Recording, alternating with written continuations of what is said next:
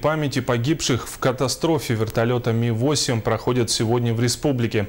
Траурная панихида состоялась в Преображенском соборе Якутска. На главной площади столицы люди возлагают цветы к стенду с именами погибших.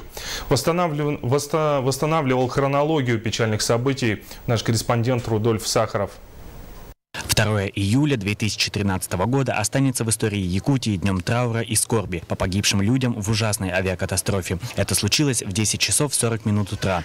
На борту вертолета Ми-8 25 пассажиров, в том числе 11 детей и 3 члена экипажа. Вертолет авиакомпании «Полярной авиалинии» выполнял рейс по маршруту Депутатский, Казачья, Устьянск. Полет проходил в сложных метеоусловиях при дожде и тумане. Пролетая над сопкой, машина попадает в нисходящий поток воздуха, цепляет сопку хвостовым винтом и падает на склон. Спустя некоторое время одному из членов экипажа удается связаться с диспетчером и сообщить координаты падения. 2 суток спасатели ищут выживших. Рядом с обломками Ми-8 находят 4 живых, 3 члена экипажа и 17-летний подросток. Всех остальных, а это 24 жизни, уже не вернуть.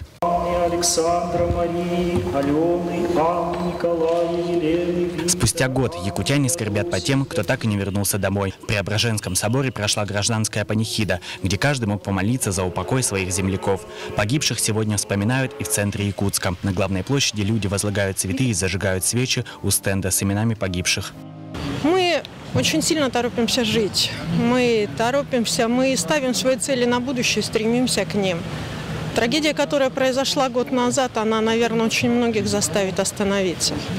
Остановиться для того, чтобы подумать о будущем и жить настоящим.